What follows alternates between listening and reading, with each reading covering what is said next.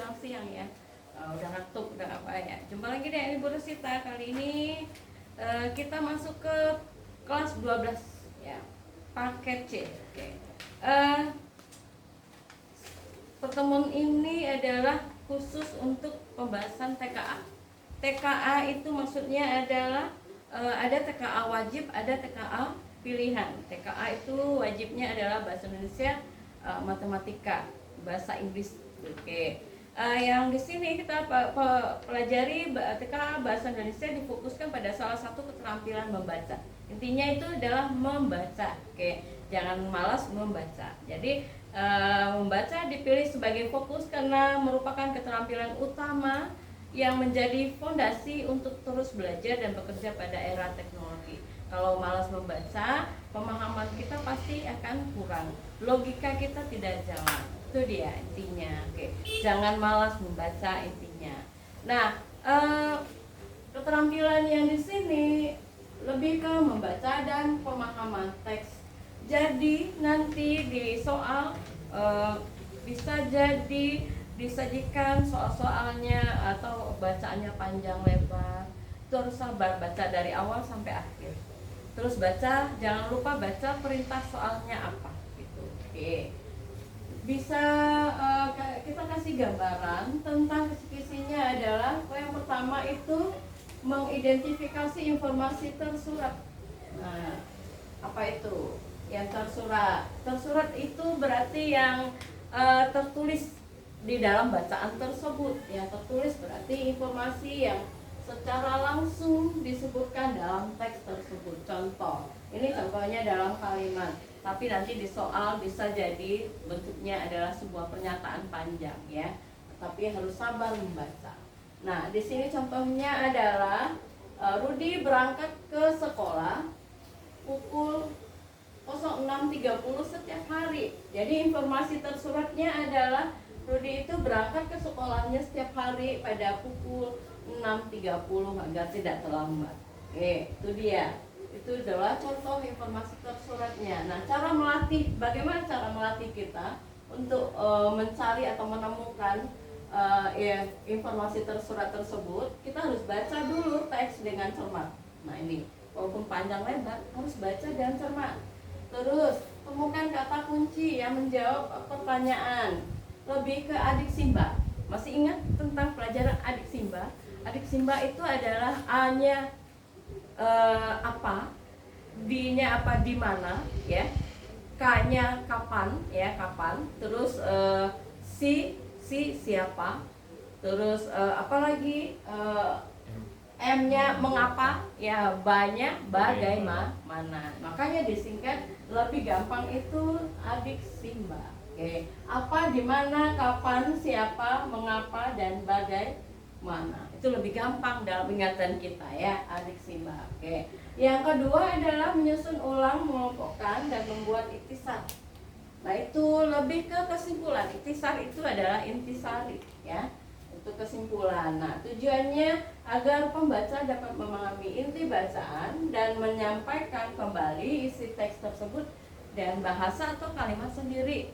Tuh, disajikan nanti beberapa paragraf wacana. Nanti kalian disuruh cari inti bacaan tersebut apa, kalimat utamanya apa. Nah, itu bisa. Oke, yang ketiga adalah mengidentifikasi dan menyimpulkan informasi tersirat. Kalau tersirat berarti yang tersurat tadi yang tertulis. Kalau yang tersirat berarti penggambaran di luar dari kalimat tersebut apa gitu. Misal nih, makna yang tidak dituliskan secara langsung tetapi dapat dipahami. Nah, ini dapatnya ada dua. Dapat dipahami melalui petunjuk dalam teks. Jadi makna tersirat itu berarti makna yang tidak dituliskan di dalam teks tersebut. Jadi maknanya itu bersifat konotasi, ada makna kiasan di dalamnya. Itu dia maksudnya. Oke.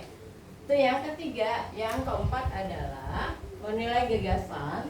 Ada fakta, ada opini. Nah, di sini kita harus bedakan mana fakta, mana opini.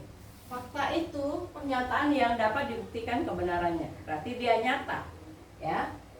Terus kalau opini adalah cuma pendapat. penilaian yang bersifat subjektif. Subjektif itu berarti boleh memihak ke siapapun. Itu dia subjektif. Ya, tidak benar adanya. Jadi contoh nih, F itu adalah disingkat dengan fakta ya. Gunung Merapi terletak di Jawa Tengah. Itu pasti ya. Di Jawa Tengah. Memang Gunung Merapi terletak di Jawa Tengah. Nah, sedangkan opini Gunung Merapi adalah gunung paling indah di Indonesia. Emangnya Gunung Merapi aja yang paling indah. Nah, itu dia. Sifatnya subjektif. Jadi, menurut seseorang itu Gunung Merapi itu paling indah. Tapi menurut saya atau menurut kalian atau menurut anak-anak ibu belum tentu Gunung Merapi yang indah. Bisa jadi Gunung Semeru yang paling indah dan paling tinggi. Nah, itu dia. Itu makanya disebut dengan opini. Oke, itu adalah perbedaannya fakta dan opini. Yang terakhir kelima itu menanggapi isi dan bahasa dalam teks. Tujuannya adalah agar pembaca memberikan pendapat atau refleksi pribadi terhadap isi teks dan gaya bahasa penulisnya bagaimana. Nah, ini contoh nih ya. Contoh salah satu ini sifatnya pernyataan bukan kalimat. Nah, ini dia bentuknya lebih panjang. Cerpen ini menginspirasi saya untuk lebih peduli terhadap lingkungan. Bahasa yang digunakan itu lebih sederhana dan mudah dipahami. Nah, itu salah satu dari pernyataan. Pernyataan atau bahasa yang diungkapkan oleh bahasa penulis. Itu pendapat atau refleksi dari penulis tersebut. Nah, itu kira-kira nanti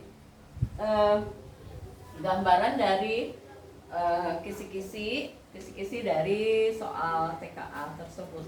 Nah, lebih ke apanya kita akan coba nanti setelah ini ada simulasinya, kita coba melatih menguji coba ya, soal-soal bahasa Indonesia itu seperti apa sih gitu.